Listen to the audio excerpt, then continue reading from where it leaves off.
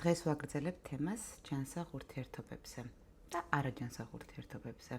განვიხილავთ სამ მნიშვნელოვან პრინციპს, რომელზეც დგას ჯანსაღი ურთიერთობა და რომელიც უნდა იყოს დაცული. შეგახსენებთ, რომ პირველ პრინციპზე უკვე ვისაუბრეთ, რომელიც ჟღერს შემდეგნაირად, რომ ყველა ურთიერთობაზე საჭიროა ვიმუშაოთ და რას ნიშნავს მუშაობა ურთიერთობაზე? ანუ გამოვხატოთ ჩვენი ყველა ემოცია, აბსოლუტურად ყველა არაძალადობრივი ფორმით. თუ ეს საკითხი გაინტერესებს და გაინტერესებს გაიგო მეტი პირველ პრინციპზე, მაშინ ჩემს YouTube არხზე დევს შესაბამისი ეპიზოდი, ამიტომ აუცილებლად ნახე, შემდეგ კი დაბრუნდი ამ ეპიზოდზე. გამარჯობა, მე ვარ მაგდა ბერესტი, ფსიქოანალიტიკოსი და ამ არხზე ვეცდები ძალიან მარტივი და გასაგები ენით ვისაუბროთ ჩვენს ფსიქიკურ ჯანმრთელობაზე. დღეს ვსაუბრობ ჯანსაღ ურთიერთობაზე და ყველაზე მნიშვნელოვანი მომენტი, კომპონენტი არის ბალანსი, ხო? ამიტომაც დღეს ვსაუბრობთ ბალანსზე და ბალანსის ორ პრინციპზე. ურთიერთობაში მნიშვნელოვანია თანაბარი გაცვლა. გასცემს ერთი პარტნიორი ბევრს, ის იცლება შესაბამისად, ამიტომაც უნდა შეივსოს ახალი ენერგიით. შესაბამისად, მეორე პარტნიორმაც უნდა გასცეს დაახლოებით იგივე რაოდენობის ენერგია. ეს თანაბარი გაცვლის პრინციპია და პრინციპში ფიზიკაშიც არსებობს ენერგიის მუდმივობის კანონი. არსებობს ბუნებაში, სასარგებლო იქნება თუ იქნება ურთიერთობებშიც. მეორე პრინციპია, რომ ურთიერთობაში უნდა იყოს ბალანსი მინდას და უნდას შორის. ანუ ჩვენს სურვილს და ჩვენს მოვალეობას შორის. მაგალითად, მინდა ჩემი ფული დავხარჯო ტანსაცმელში და მეიქაპში, მაგრამ უნდა შევაგროვოთ სახლისთვის, ახალი ბინისთვის. ანუ სადღაც საკუთარი თავის შეზღუდვა გვიწევს და რუტინული საქმეების კეთება, თავის შეკავება, მაგალითად, როდესაც გაღიზიანებულები, გაბრაზებულები ან დაღლილები ვართ. მაგრამ ბალანსი აქ აუცილებელია. მოდით ვისაუბროთ ციფრებით, რათა უფრო აქტივი იყოს გაგება. ორივე პარტნიორი აკეთებს მაგალითად 70% მინდას და 30% უნდას. ამ ციფრების შეცვლა შესაძლებელია პირიქით რომ იყოს მაგალითად, ხო? გააჩნია წყვილის დინამიკას. თუ წყვილი ორიენტირებულია კარიერაზე, მომავალზე, შესაბამისად აკეთებენ მეტ უნდას, ვიდრე მინდას. მაგრამ მთავარია, რომ ორივე პარტნიორს ერთნაირი მაჩვენებლები ჰქონდეს. მაგალითად, როდესაც ერთი პარტნიორი უფრო მეტ უნდას აკეთებს, ხოლო მეორე უფრო მინდაზეა ორიენტირებული, ბალანსი ირღვევა. თანდათანობით ეს რღვევა იზრდება, დისტანცია უფრო დიდია და განსხვავება შესამჩნევია ურთიერთობაში. მას, ვინც ბევრ უნდას აკეთებს, უჩნდება დაბალი თვითშეფასება, მოვალეობის გრძნობა, დანაშაულის გრძნობაც. ის გასცემს, მაგრამ ვერ ივსება და ეს თანდათანობით პრობლემად იქცევა. ასევე პრობლემა არის გამოხატვა ნეგატიური ემოციების გრძნობების, ბრაზი, გაუგებრობა, უსამართლობა და ადამიანმა შეიძლება რაღაც კონკრეტული საქმე აიღოს საკუთარ თავზე, შემდეგ შეიცვალოს სიტუაცია, შეიცვალოს დღისგანრიგი, ან ადამიანი შეიცვალოს და შემდეგ ვეღარ ამბობდეს უარს ამ კონკრეტულ საქმეზე. და ეს საქმე იწვევს უკვე მაშინ ნეგატიურ ემოციებს, ხო? და ის ცდილობს მაინც არ შეიმჩნიოს, გააგრძელოს ამის კეთება, მაგრამ ეს ნეგატიური შეგრძნებები არსად არ ქრება, გროვდება და სადღაც აუცილებლად გასკდება.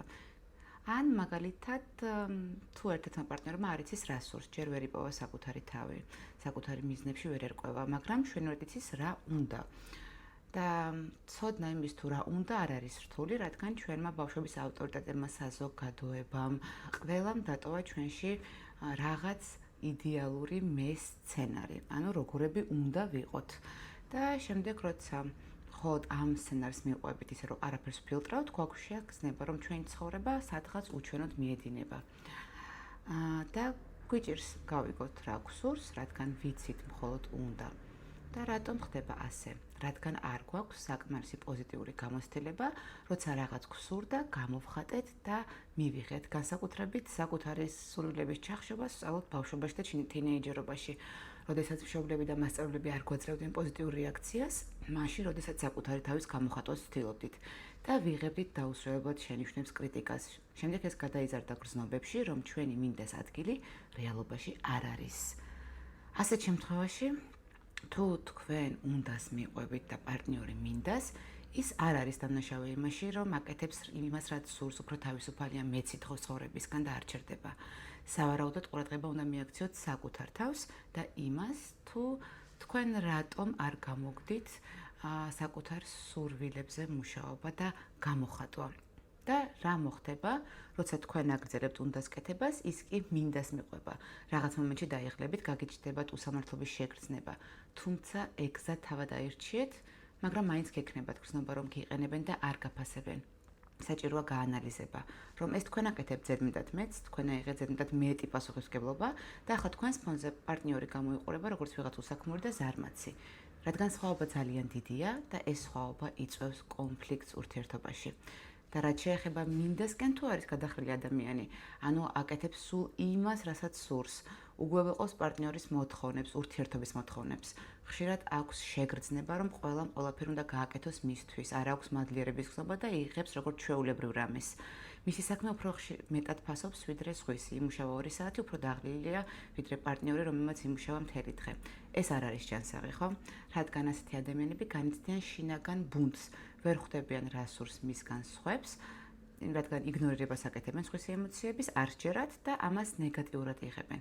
ანუ ყველაფერს, რასაც პარტნიორი ამბობს, გამოხატავს ემოციებს, იღებენ ნეგატიურად და მათ წინააღმდეგ იყენებენ, შესაბამისად ტრულად არიან განწყობილი და მათთან ძალიან რთულია ურთიერთობის აგება. სქემა ძალიან მარტივია. თუ თქვენ უფრო მეტს აკეთებთ უნდას ვიდრე მინდას, უნდა შეცვალოთ თანდათანობით ეს დინამიკა, რათა შემცირდეს სხვაობა თქვენ და პარტნიორს შორის. მესამე პრინციპი ასევე ბალანსია, მაგრამ ამჯერად გავცემ და ვიღებ შორის ბალანსზე. ხშირად, როდესაც წყვილს ეკითხებიან, ვინ აკეთებს ურთიერთობისთვის უფრო მეტს, ორივე პასუხობს, რომ ის. რადგან ეს წარმოდგენებია და ჩვენი წარმოდგენების კონტექსტში ვცხოვრობთ და ვაზროვნებთ. რადგან, როდესაც ძალისხმევას ჩვენ ვდებთ, ენერგიას ვხარჯავთ, კარგად გვამახსოვრდება რა გავაკეთეთ, მაგრამ როცა სხვა აკეთებს, ყურადღებას არ ვაქცევთ. მარტივია დაიმახსოვროს საკუთარი და არ შეიმჩნიოს სხვისი. თუ არ შეგიძლიათ ბალანსირება, მაშინ უბრალოდ ჩამოწერეთ და დაითვალეთ, ხო? ეს დაგეხმარებათ რეალობა დაინახოთ, ასევე დელეგირებაში და ბალანსის დაცვაში. მოლაპარაკებებში ცუდი არაფერია. შეგიძლიათ მოილაპარაკოთ, გადაანაწილოთ. რა არის ბალანსი? ვაძლევ და ვიღებ შორის. ინფორმაციის და ენერგიის რაოდენობა, რომელსაც თქვენ გასცემთ, უნდა იყოს ტოლი იმ ინფორმაციის და ენერგიის რაოდენობასთან, რასაც გასცემს თქვენი პარტნიორი. რომ გასცეთ ჯანსაღად, დაიხარჯოთ, მაგრამ ამავდროულად შეივსოთ ახალი ენერგიით. თანაბარი გაცვლის პრინციპი ურთიერთობაში ყველაზე მნიშვნელოვანია, ამიტომ საუბრობ დღევანდელ ეპიზოდში ბალანსზე. ასევე ხშირად დასმული კითხვაა, როგორ მოვიქცეთ ისე, რომ არ ვიყოთ თავის მოსაბეზრებლები, არ ვიყოთ ზედმეტი. მაგალითად, მაშინ, როდესაც ურთიერთობა ახალია. ან თუნდაც დიდხნიან ურთიერთობებში, როცა გვიჩნდება კითხვა, ზედმეტად აქტიური ხომ არ ვარ. თუ ვერ გრძნობთ ბალანსს, მაშინ დაითვალეთ. კიდევ ერთხელ, ხო? აი წარმოვიდგინოთ ჩატი. მარტივი მაგალითია, რამდენჯერმე შეხვდით ადამიანს, მან მოგწერათ 2 შეტყობინება, თქვენ წერთ 10-ს. სხვაობა ხო სახეზეა. როცა ბალანსი ირღვევა, ინტერესი იკარგება. ეს მარტივი მათემატიკაა. რა თქმა უნდა, არიან ადამიანები, ვინც ნაკლებად კომუნიკაბილურნი არიან და ვინც პირიქით მეტად. ამ დროს ბალანსის დაცვა რთულია, მაგრამ ჩვენ ვსაუბრობთ ახლა ურთიერთობის საწყის ეტაპზე. ეცადეთ ბალანსის დაცვას მიმოწერაში, მაგალითად, ხოლო პირად კომუნიკაციაში შეგიძლიათ გამოაჩინოთ საკუთარი თავი, ისეთი როგორიც ხართ. განსხვავება ძალიან დიდია. მნიშვნელოვანი მომენტია, რომ არსებობენ ადამიანები, რომლებიც ძალიან აშკარად გამოხატავენ სხვა ადამიანებთან შერწყმის სურვილს. და ეს ხშირად გვიტოვებს შეგრძნებას, გაიქეცი. და წარმოიდგინეთ სიტუაცია. ახალი ურთიერთობა დაიწყეთ და ადამიანი თქვენთან კარგად არის. ხვდებით ერთმანეთს წერთ და უცებ თქვენ იწყებთ დაბომბვას. აძლევთ ძალიან ბევრი ინფორმაცია საკუთარ თავზე, გსურთ მასთან შეხვედრა ყოველ დღე. უგზავნით დღეში 10 რილს, უამრავ ფოტომასალას უყვებით საკუთარ მეგობრებზე, მაშინ, როდესაც ერთმანეთს ჯერ არც იცნობთ, უყვებით საკუთარ სურვილებზე, რა გსურთ შეიცინოთ მაგალითად. ეს ქცევა ადამიანს აფრთხობს, რადგან საზღვრები არ არის დაცული. შესაბამისად, პარტნიორი უკან იხევს.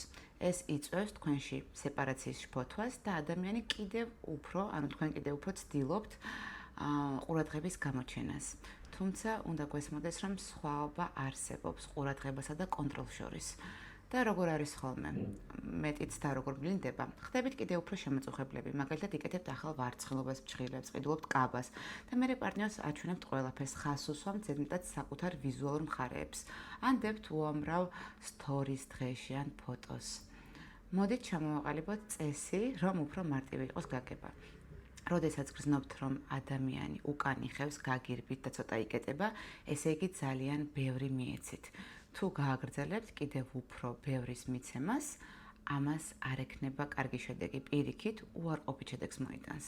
სჯობს ნელ-ნელა დაიცვათ დისტანცია, მოერიდოთ, მიყვეთ მის რიტმს, შეამსუბუქოთ თქვენი დაბომბვა, რომ ადამიანს დაუტოვოთ ადგილის სივრცე, გაუჩნდეს ინტერესი თქვენს მიმართ, თუ გიჭირთ ბალანსირება, დაითვალეთ.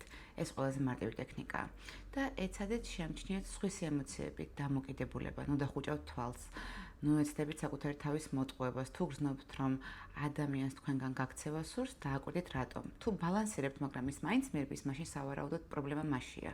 აქ თქვენ ვერაფერს გააწყობთ, მის ფსიქოტიპზეა დამოკიდებული, მაგრამ თქვენ თუ შეამჩნიეთ, რომ ბომბავთ და ზედმეტი ხართ და ამიტომ მირბის, დროა შეცვალოთ დამოკიდებულება, პატივისცეთ სხვის საზღვრებს, დაითვალოთ, შეხედოთ, გაანალიზოთ. ან თუ ადამიანი გეუბნებათ, რომ მეტი სჭირდება, მეტი ყურადღება, მიაქციეთ ამას ყურადღება, დაუსვით საკუთარ თავს შეკითხვა, გსურთ თუ არა ამ ადამიანთან მეტი და შეგიძლიათ თუ არა. ზოგადად შეკითხვების დასმა საკუთარი თავისთვის ნებისმიერ ურთიერთობაში ნომერ პირველი წესია.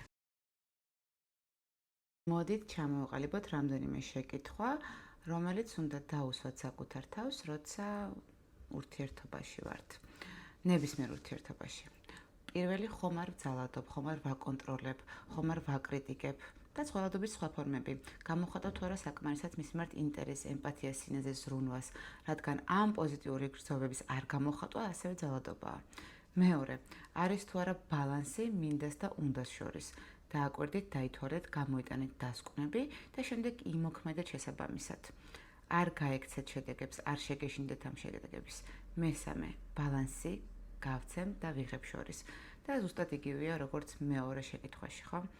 და რაც მთავარია, ურთიერთობას ჭირდება, რომ ვიმუშაოთ მასზე, მაგრამ ამავდროულად ცალ-ცალკეც ორივე პარტნიორმაც უნდა იმუშაოს საკუთარ თავზე პირველ რიგში, საკუთარ ტრაუმებზე, საკუთარ პატერნებზე, ხოლო ჯანსაღი ურთიერთობა დაგეხმარებათ ამ ძველი არაჯანსაღი ქცევების პატერნების შეცვლაში.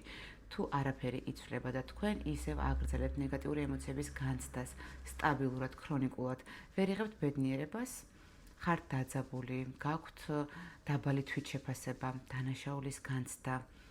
ეს არის ინდიკატორი იმის, რომ ურთიერთობა არაჯანსაღია. ბრალეულის ლობის მონახვა შესაძლებელია დაკვირვებით.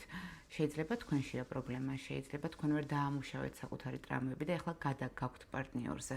ან მასშია პრობლემა, ის ვერ იღებს ამ ურთიერთობას და მას სჭირდება მუშაობა საკუთარ თავზე.